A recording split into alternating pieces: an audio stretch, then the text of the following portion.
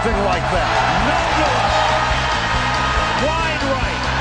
Little roller up along first. Behind the bag. It gets through Buckner.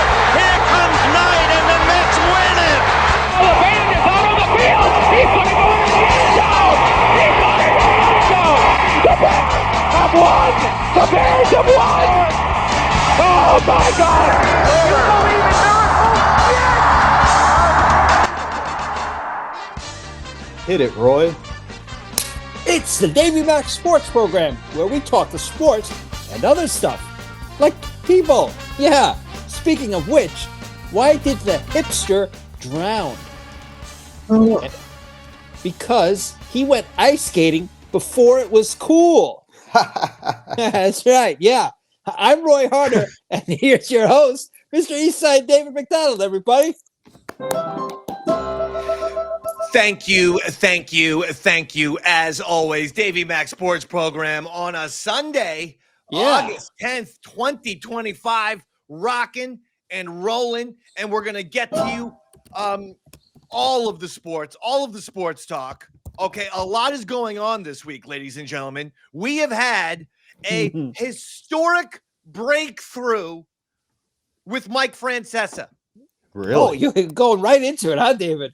I'm going right into it. Okay. I don't want to wait. I Okay. don't want to mess around. I don't want to, tippy tap with Roy Harter. Exactly. No tippy tapping.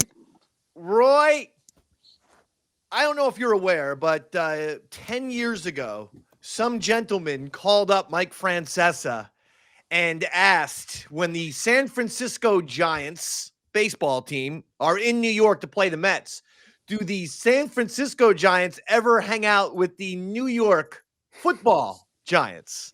You mean like, This was okay. I think as a non-sports master, even I could answer that question, David. Sounds like a Roy question to me, to be honest. This is the ultimate Roy. Actually, let's listen to the question. We have the question. We have the guy's call. Dan in Warwick, what's up, Dan? Hey, Mike. I just got a question about the Giants. In your years of experience, have you ever seen, how the San Francisco Giants were once the New York Giants? Has there ever been either a franchise to franchise or maybe even player to player get together when San Francisco comes to New York? Like, do they ever say hi? Maybe, I don't know, go out to dinner or something? I don't know. What are you talking about? Is there ever any interaction when the San Francisco Giants come to New York or vice versa? The San Francisco Giants come to New York and do what? Have a game? They play against the Mets, and what do you want to happen now? Did the New York Giants ever reach out to them, either the players or the franchises? The football Giants? Yeah, the football Giants. Well, what is the connection between the San Francisco Giants and the football Giants? Well, they used to be in New York, and they got the same name. But they have nothing to do with each other, though. There's no connection. They have different ownership. There's no connection between the two teams. I mean, there's no connection in any way between the two teams. They have no relationship. Do you think because they're Giants are like brothers or something? That might be the weirdest question I got in a long time. And I think that's an honest question. That might be the strangest question I got in a really long time. The thing about, hold on, I don't know if it's just me. I don't know if maybe it's just me. Maybe I'm just fucked up in the head. Maybe it's just me. Are you trying to tell me that you think that a baseball team and a football team are gonna fraternize just because they have the same name? Okay, maybe I'm just because this. So in other words, you're thinking what? St. Louis Cardinals and the Arizona Cardinals, you play ping pong together, something like that. Is that what we're thinking? How about different schools with the same, mascot? Do you think the LSU Tigers hang out with the Auburn Tigers? They're both Tigers. Maybe they could make a super, tiger baby. you know, and then have some kind of, you know, LSU, Auburn University type of, I don't know. You work on it, okay? I'm the idea man, Dan, from Warwick, okay? It's like, okay? It's like, how many Panthers are there? You got the Carolina Panthers, you know, football team. Then you got the stupid Panthers hockey team, okay? You think, you know, the hockey Panthers and the football Panthers get together for, you know, a night of Parcheesi? Is that what you think, okay? I mean, maybe it's possible, okay? I don't know. Okay, the thing about the Panthers in the year 2025, the Carolina Panthers in 2025 are much different than the Florida Panthers of 2024, okay? The Florida Panthers actually win championships, okay? The Carolina Panthers, well, they suck cock, okay? All right? I don't know, you know, it's like how many Eagles are there? It's like you got the Philadelphia Eagles, and then you got the Boston College Eagles, you know, okay? And it's like, is the Boston College Eagles, are those like the children's of the Philadelphia Eagles? Like, the one is in college, so it's like the child of the one that's in the pros, okay? It's like, you know, it's like, I mean, you know, people share the same names. Okay, I don't get Roy Harter confused with Roy Scheider. Okay, Chief Brody from Cheers. Okay, but he also did that other great movie, Roy, where he's in the truck. What's that one called again? Close Encounters? Fucking Close Encounters. Richard Dreyfuss, you fucking son of a bitch. Now we're talking Roy Scheider over here. Your name is Roy. I was talking, what's that movie called? Sorcerer. You ever see Sorcerer? Anybody here? I do a show. It's bad enough I gotta do a show with a bunch of sports illiterate boobs. Now I gotta do a show with nobody who watches good movies here, right? But you know, the other day I found out Robert's seen like 4% of Quentin Tarantino movies. Really? Okay, wow. Like most Quentin Tarantino movies Robert hasn't seen. You know how badly I wanted to jump out my window when I heard that, okay? I have seen all those. Okay. The New York football Giants are going to hang out with the New York baseball Giants. Is that what was that? Okay, first of all, the New York baseball Giants are in San Francisco right now, as you pointed out, okay? But also, why would they? Giants and Giants, okay? Why? I got Roe, okay, in the backyard, okay? She turned on the grill, okay, Roy? Here's the problem. The other day, we tried to have a barbecue, myself and Roe, all right, and my son Harrison, Francesa, okay? Who's, by the way, getting a job on WFAN. A lot of people have accused Harrison, Francesa, of benefiting from nepotism. I don't know what that means. I do know he benefits from the fact that he was created from my sperm. Okay, I do know the fact that from my ejaculation spawned Harrison, Francesa, and that little golden prince will get anything at the WFAN that he wants. I put in 30 years to your goddamn rinky-stink radio station. You're going to give my son a goddamn weekend midnight shift if I ask. Okay? That deal with Harter giving me all this shit. Roy Scheider never gave me nothing. Okay? And the movie I was looking for is Sorcerer, where he's in a truck going through South America in the jungle. It's a wonderful film. Right? I got to deal with, Roy Scheider, okay? 1990 Roy Scheider, okay? Not the same as 1974 Roy Scheider, okay? Roy Scheider, 1974. Roy Scheider, you're talking Jaws, you're talking Brody, okay? You're talking, Mayor Vaughn, signed a document and let's hire Quint to kill the shark. The little kitten boy just got eaten. And Close Encounters. Watch. And Close Encounters too, David, don't forget. He wasn't in Close Encounters. Roy was. Scheider. No, you're thinking of Dreyfus, you see? You're thinking of Dreyfus. That was Dreyfus. Roy Scheider, Chief Brody. Okay, he's the, we gotta hire Quint, or he's the, smile, you son of a bitch. You know, that kind of, okay? So to answer your question, Dan from Warwick, no, the San Francisco Giants, I do not believe, hang out with the New York Football Giants. I'm Mike Francesa. Go fuck yourselves, America. I could have sworn Roy Schneider was in Jaws. I mean, in Close Encounters. I must be 100% wrong. So, you are. Yeah. I Googled it, Roy. You're thinking Richard Dreyfuss. You're absolutely right. I don't know why I always get the two of them mixed up. Martin, do a little Jaws for me. I only have to set one pair of sunglasses, but these will have to do. Martin, okay. Now here's the thing, Mayor Vaughn. What I want you to do is look up at the billboard, okay, Mayor Vaughn? Those proportions are correct. Okay? What you're dealing with, Mayor Vaughn, is a eating, breathing, hunting machine.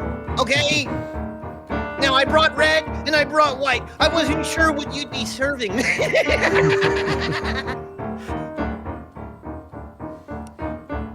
Richard Dreyfuss is in Jaws in Close Encounters. So who was the one in Driving Miss Daisy? Driving Miss Daisy?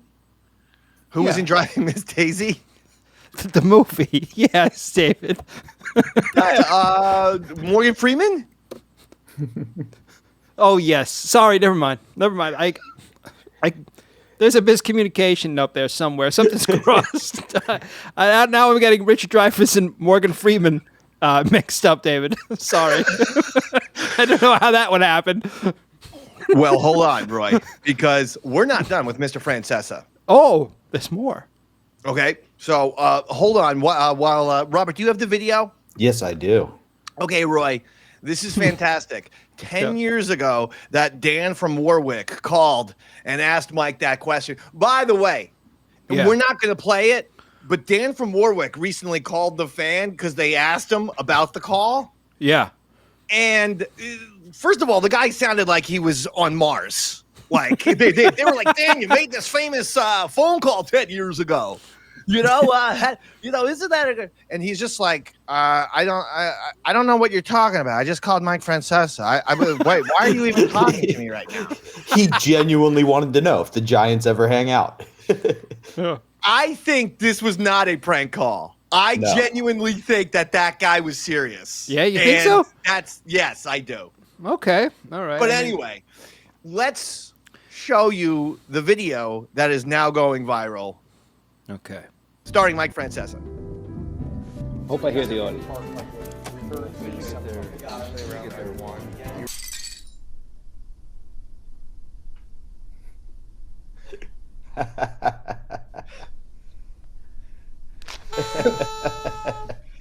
They really do get together.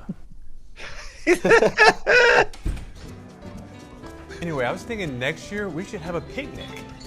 Do a relay race. Giants. Fantastic. So 10 years after that legendary phone call, they shot a video of the San Francisco Giants hanging out with the New York Football Giants with Eli Manning there and his center. I know it's a joke and all the teams that have, animal names don't actually get together, but I do know for a fact that all the teams based on Native Americans do in fact get together, David. They have powwows. The tribes, yes. Well, yeah. I think those are just actual Native Americans meeting up and discussing things. Casinos. Yeah. I thought that was fantastic. I really enjoyed, and I like old Mike Francesa, like away from WFA and Mike Francesa, sort of embracing his insanity and his reputation of being kind of an a-hole for many, many, many years and dismissive and mean and angry. And he's just like, I'm just going to embrace it now. Can I tell you what I love the most about that? It felt like the old ESPN humor. Like what they would do in their commercials back, or they tried to make everything funny. It was like, oh, here was a funny, memorable moment. We'll acknowledge it. Yeah. I can take a joke too and move on. That's like what people miss. And it's not why the two dudes making were out. the ESPN commercials so good? Because they put Dan Patrick or Charlie Steiner. These guys took sports dead seriously. So when they were put in a comedic situation, it was hysterical, as opposed to these modern day, millennial Sports Center anchors who want to do pop culture references every 4 seconds. They make everything about themselves and their really funny sense of humor and their topical, comedy stylings. And that's why those commercials aren't even around anymore. No, I mean, some of them were just so incredible, like the Ovechkin being the spy. Oh, the pool hose. All of them were incredible. Those were great commercials. It was, I think part of it was like the tongue-in-cheekiness of, we came up with this nickname. It's a little over, you know what I mean? Or making fun of what they did rather than trying to be funny. Mm-hmm. Now, Hulk Hogan, he died, Roy. I think you know this. I have heard about this, David. Yes, I Hulkster did. died, and they saw a cloud of his famous pose. You know how he used to pose like that? Yeah. Go check this out, Roy. What do you think? Do you think that this cloud looks like Hulkster?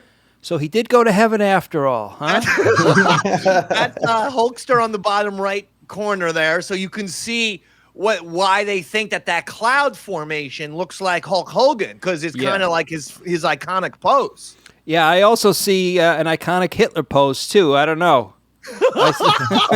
I see a couple things, David. But I could see how you would think that's Hulk Hogan for sure. Now, I got a picture of the John Cena cloud formation, Roy. Oh, okay. Yeah, this was me. I sent it to TMZ. They haven't posted it yet, though, because I was hoping to go viral. Oh, yeah, let's see it, David. Look at that, huh? Look at him riding on a unicorn and everything, huh? You get it, Roy? Yeah, I got it all right, buddy. You can't see John Cena. See, get it? Yeah. I don't see it. You can't see his cloud formation either. Get it? Yeah. That was a joke that I came up with, and no one else has come up with the you can't see John Cena joke. No one. 10 out of 10, Dave. I saw that in the prep, and I laughed out loud. Most people don't realize I originated all John Cena can't see jokes about 15 years ago. I originated every meme, everything. I'm not going to dispute it. Good. Yeah. Don't dispute it. Because while I have no proof that I did do anything, you have no proof that I'm lying. That's true. Got me there, David. Yeah. Maybe we could take it one step further, and you could post a rain cloud and say it was the Hart brothers cloud because it was falling from the sky. Why? Because they cry a lot? Didn't the one fall from the Raptors? Who? One of the Hart brothers died. Oh, the Hart. Tragically. Okay. And falling from the Raptors? No, he fell in a stunt, Roy, so I was making a joke like rain falls to the ground. Oh, okay. I got you. But Dave didn't get the reference, so now I'm taking my foot. Well, yeah, no, I thought you said the Harbaughs. Oh, no. And so I'm like, okay, is he mean because they sometimes do cry? Like Jim Harbaugh will cry sometimes at press conferences. So is that what he means with the rain? I thought he meant Haribo gummy bears, David. Now, here's my favorite thing that's gone on in a long time in the world of sports. A long time. Let's hear it, buddy. Sorry, I might be pure evil, but these WNBA games getting disrupted because people are throwing neon green dildos onto the court is insane. We've had 4 such incidents. Yeah. They always take mine out when I'm going through the metal detector, David. I don't know how they get them in. And again, I said it last week. This happened to me. Like one of my friends did it in high school at our high school basketball game. Yeah. So it wasn't even like a gender thing. They just did it just to be like a jack off. But now I don't know what the WNBA can do, because they've made one mistake after another, and now no one can take this league seriously anymore. It's back to being just silliness. Total betting after the second dildo throw on dildo-related events surpassed all betting for the rest of the WNBA. More people were betting on what the dildo would look like, if it would be thrown, when it would be thrown, if it would make it to the court or not. Like, so many different parlays. And what I like most is somebody came up with an option, because blue, the color blue, pays out at the highest odds. If you get it on the court in the third quarter and you parlay all that, you basically get 70 times what you bet. So one of us just needs to sneak into a game, and we can all max bet blue dildo on the court, third quarter. Oh, who's going to sneak in the dildo? I think Dave's got the most experience in that field. Dave, you've got the biggest entryway, right? All right, I like this. No, I'm okay with this. I want to make one of these bets. I do. I've been looking for some kind of get-rich-quick scheme. Yeah, a sure thing. Yeah, crypto's too easy. You might as well go with the dildo bets. Yeah. We all need money. Yeah. I think it's hysterical. I'm sorry. I know that we're supposed to frown on this, and we probably should. I mean, I'd be laughing if this happened at an NBA game as well. But like the WNBA was given a platter of gold last season, and they just decided to literally defecate all over that gold platter last year and this year. And so, you know, it's just nice to kind of see people get their comeuppance who deserve it. That's all. That's all I'm saying. Because the no understanding of public relations, you know, attacking people who were giving your league attention for the first time ever. It's shocking that the people in the WNBA didn't realize how horrible their behavior was. And now it's raining dildos. Even this, though, isn't like it's a sexist thing. Like, this happens in leagues across the world. There's a team in Russia in their professional soccer league that isn't allowed to have fans in the stadium because the fans would sneak in bananas. And anytime the other team had a black player, they would all throw bananas on the field, to the point where the fans literally aren't allowed in the stadium. Like, First of all,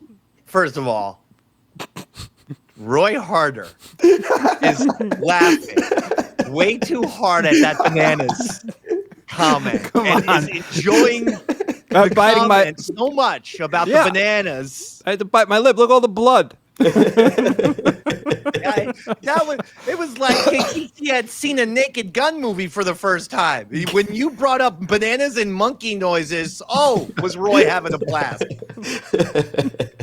It's terrible. In Russia, huh? This is how they play basketball in Russia, huh? This is soccer even. So it's soccer. Even worse. Yeah, and then like you've got, you know, the fans who shoot off the fireworks and burn smoke. Oh, like, yeah. Mexico. The WNBA could spin this into a good thing. Like with hockey, the Bears, the local Hershey hockey team, they do a teddy bear toss where they donate all the teddy bears after the first goal. Everybody throws them. It fills the whole ice. They donate it to a charity. Like, we could take, you know, after the first 10 points made, everybody throws a dildo on the court, and then we take it and we give it all to some kind of charity. I'm okay with it. Or how about this? Instead of playing with a basketball, the women play with a dildo. There is a website for that, and I'll send it to you after the show. No, You're but gonna we love it. create one that bounces so it can be dribbled and it can be shot. I mean, come on, this would be fantastic. It's a bad idea, David. Here's how bad the Yankees season is. Despite them winning the game yesterday, they actually won. Can you believe it? No. It was like, they've won twice in their last 9 games or something. But despite them winning, it was Old Timers Day. And that's when they bring back all the legends, and they actually we're celebrating the 25th anniversary of the Yankee team from the year 2000, which won the World Series, defeating the Mets in 5 games. So they brought those guys back. Everyone was there except for Jeter.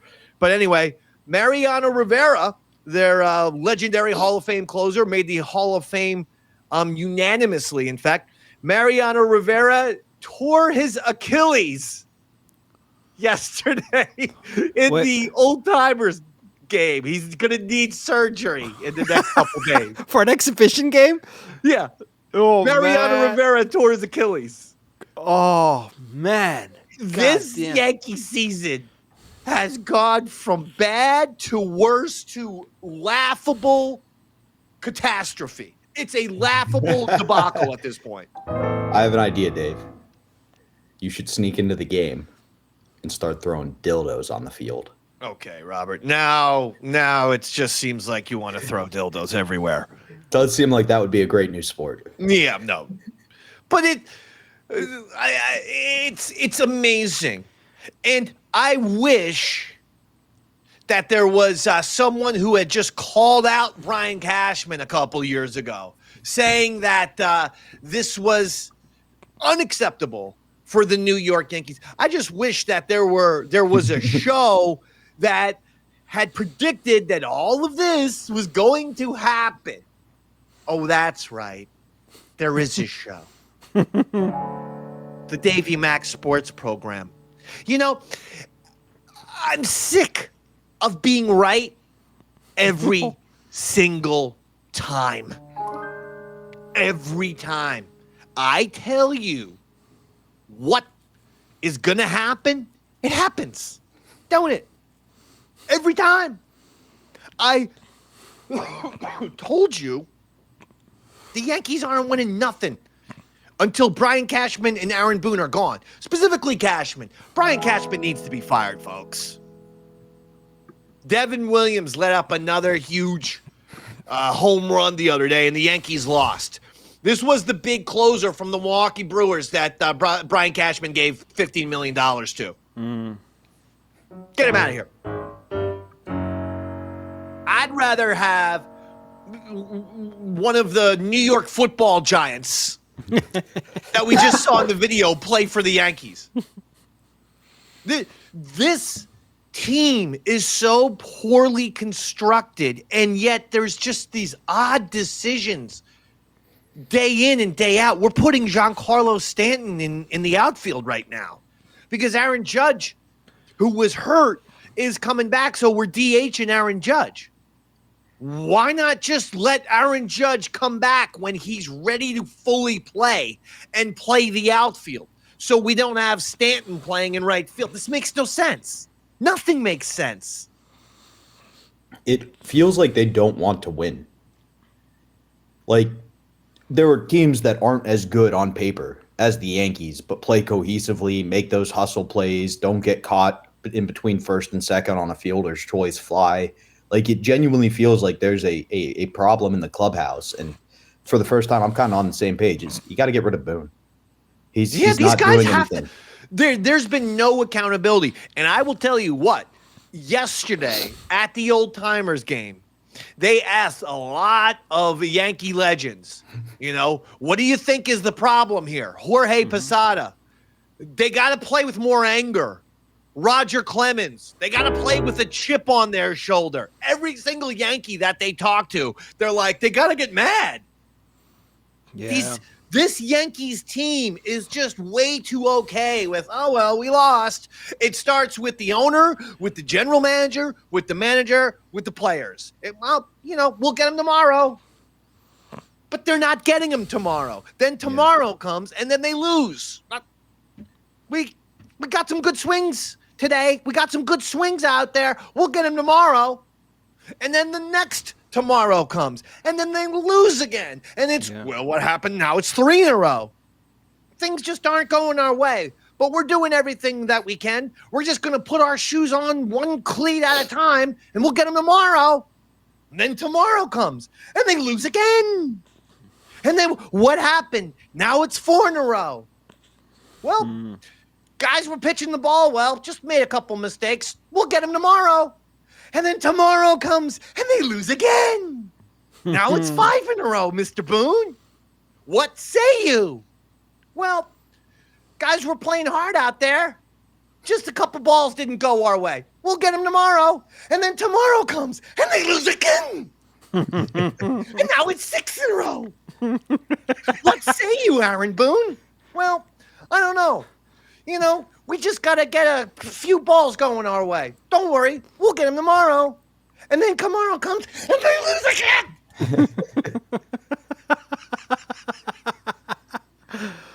It's maddening, David. It's now 40 games in a row. What say you? The Yankees have lost 40 games in a row. Well, you know, we just need a couple balls going our way. We'll get them tomorrow. We'll get them tomorrow. We'll get them tomorrow. God, if I hear we just need a few balls going our way and we'll get them tomorrow, I swear. Me, Roy Harter, and Robert Tamburro are loading up Robert's car of dynamite, and we're going to drive to Yankee Stadium and park it in the goddamn garage. And what happens, happens. Well, good news, FBI. My car is not going fucking anywhere, so you have nothing to worry about. There's a will, but there is not a way, unfortunately. So the only reason why we're not doing this is because your car broke down? Yes. Okay. To be clear, that is it. It is a mechanical failure, not a lack of will. All right. They need Apollo Creed to scream, "There is no tomorrow." But I mean, in all honesty, it's comedic at this point. It's every year the same stuff happens with the Yankees. They don't get all-stars. They don't get the elite players anymore. They try to pretend like they can figure out the game with their analytics department, who should all be fired. Because if the analytics department for these last 4 or 5 years has been telling, Cashman to get the likes of Joey Gallo and Luke Donaldson and Devin Williams, what good is your analytics department? These players are terrible. They never go and get all-stars. Or winners, right? Like, they don't have an Aaron Boone on their team. Like a guy who will just show up and hit Tim Wakefield, just play baseball, doesn't have to be the – like, they don't have guys who will grind it out. We don't want Aaron Boone. What? I'm talking about guys who will just play a role. It seems like they've got a bunch of divas. We're not going to be bringing up Aaron Boone in any type of positive, complimentary goddamn style. That's not the guy of all the pinch hitters you could have chosen. You chose the guy who I literally want fired because he's managing this disaster. That's kind of the point I was making. Thank you for clarifying. Sometimes I speak autistically. Like, he doesn't even have a him on his team. That's how bad he's managed these guys. There isn't even a guy we wouldn't mention in normal passing on the team. Aaron Judge is hurt. Stanton's playing out of position. Judge is back, but he's DHing now, and because he's DHing, we got to have Stanton out there. And if Stanton, if he ruins his hamstring and can't play, well. And the other thing is this: at the trade deadline, the Yankees just went and got an outfielder. Okay, Shane Spencer. Okay, the Yankees outfielder, who is 24 years old. People are saying left-handed Judge. The guy's like 6'7", 6'8", lefty. Okay, he's got 30 home runs and is batting .315 in AAA. Why is he not being brought up? Why are we not watching Shane Spencer right now? Why did we trade for an outfielder when you have an outfielder in AAA who is right now Babe Ruthing all of minor league baseball? Every time he's up, he hits a home run. They have a great player right now. Bring him up. I'm sorry, did I say Shane Spencer? Spencer Jones is his name.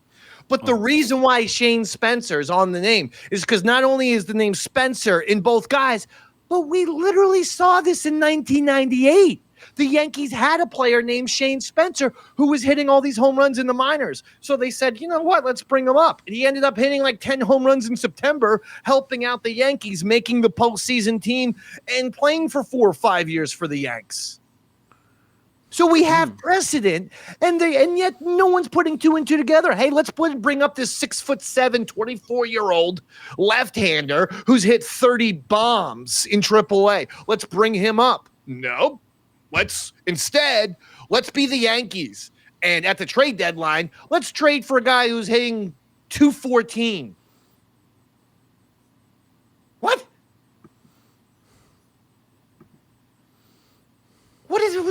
What sense does any of this make? Doesn't make any sense. Maybe they want to move. You know whose fault this is? Roy's. Could be, David. Could be. Might as well be my fault. Yeah. Yeah. Ever since you terminated the Davey Mac Sports Program segment, Roy Harter's highlights. The Yankees have gone to shit. The Yankees have been a horror show ever since you did that. Now, we need some Roy Harter's highlights next week. All right. I'll check to see if the league is back, if it's been instilled again.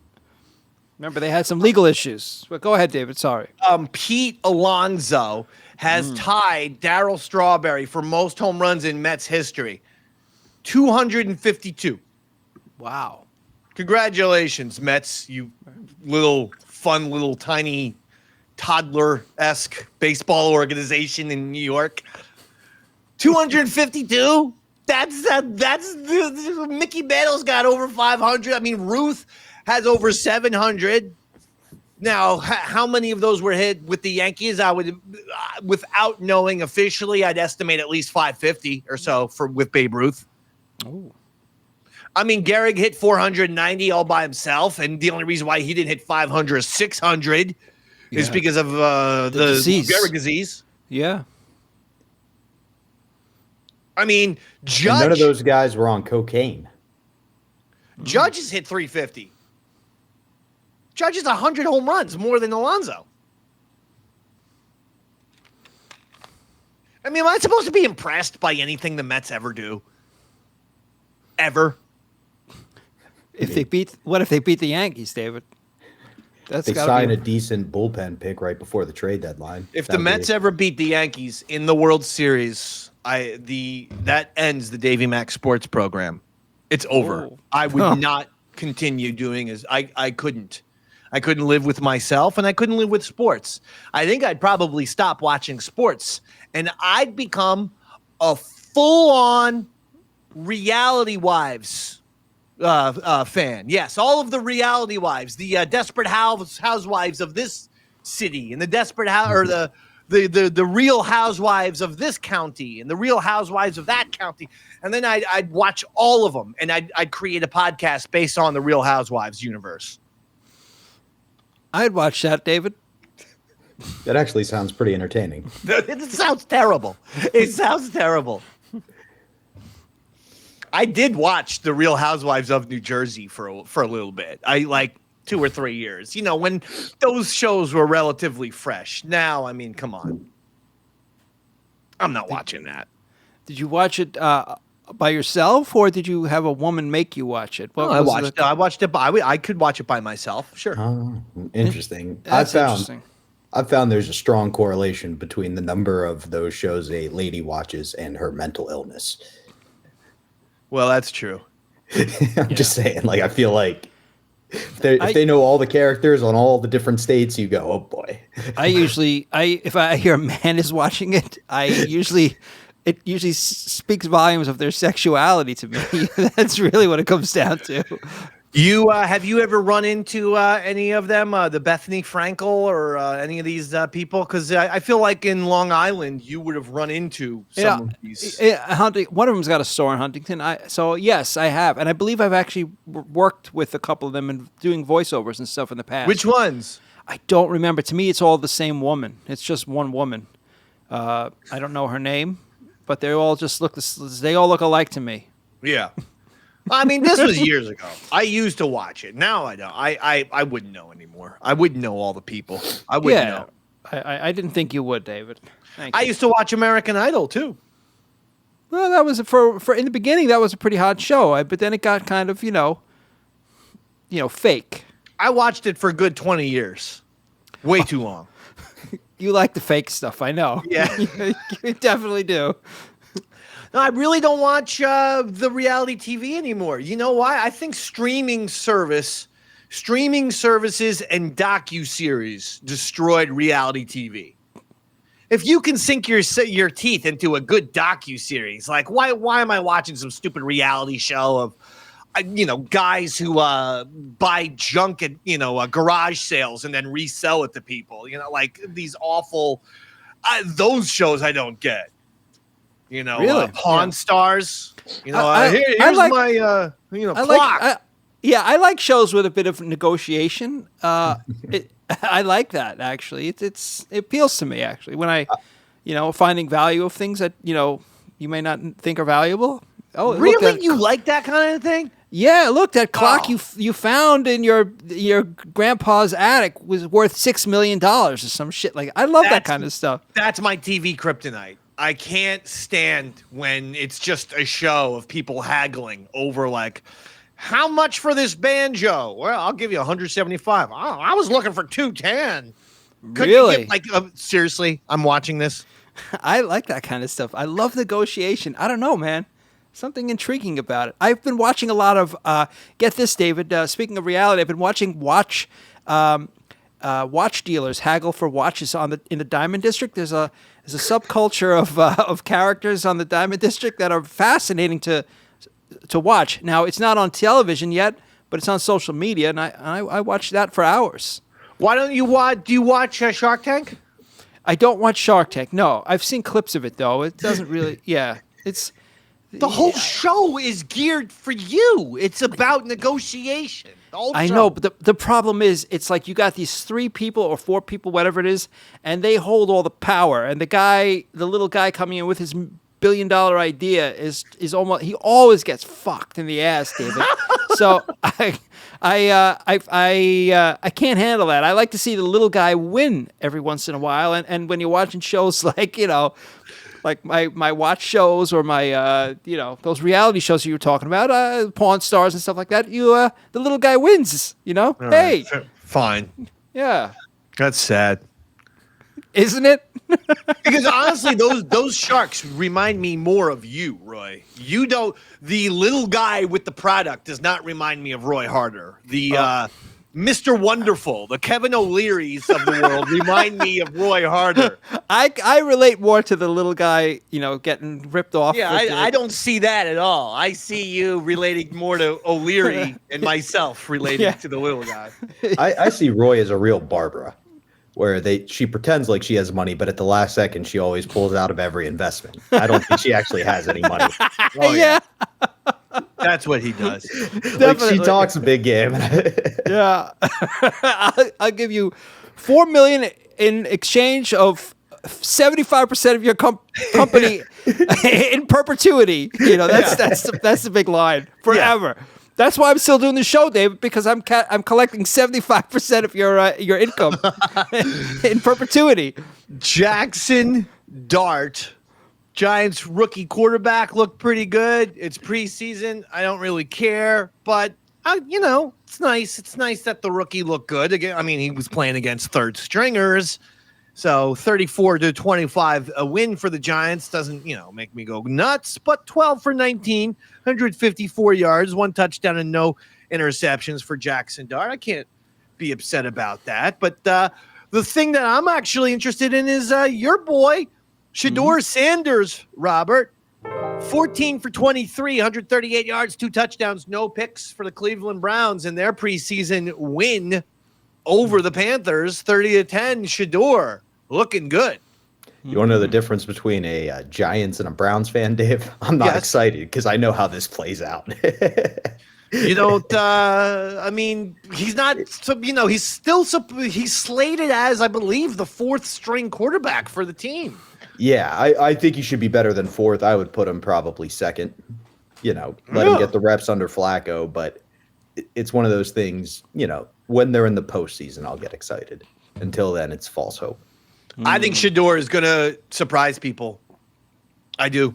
I think he's going to be now, I'm not even saying it's going to happen at the Cleveland Browns organization. Exactly. Okay, I think that there's a very good chance that he gets released at some point. But I think he'll go somewhere. He'll be a backup. Someone will have some sort of curious, the curiosity factor will get him signed to a team. Someone will get hurt. He'll go in there. He'll play decently, and then we'll be off and running. I actually think Shedeur Sanders has potential. I really do. And I was the guy who's been saying this before he dropped all the way to the 5th round. And the 5th round, dropping to the 5th round didn't make any sense. Obviously, that was punishment for Deion Sanders. I kind of agree with you with that, but I think you're spot on. He's going to be a decent quarterback, just not for the Browns. Right. I think he's going to be okay. And then Tom Brady got a statue outside of the Patriots Gillette Stadium. And he says, now the Jets fans have something to throw their beer cans at when they leave the stadium after a loss. I love Brady. That's a good attitude, David.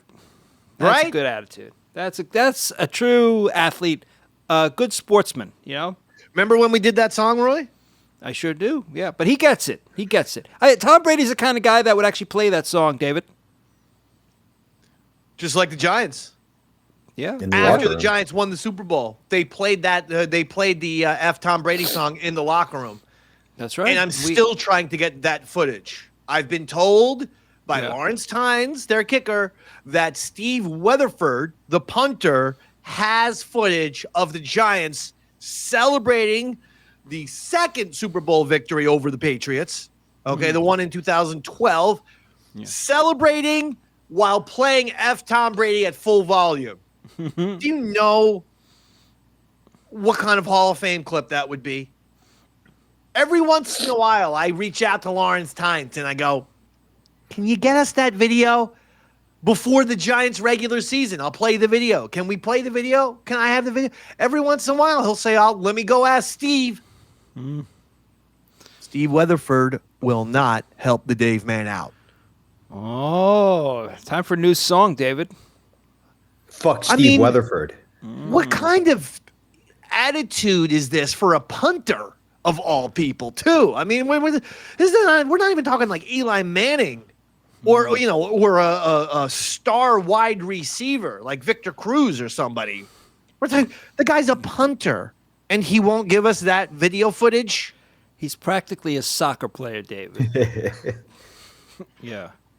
I want that video. That's my song. If we,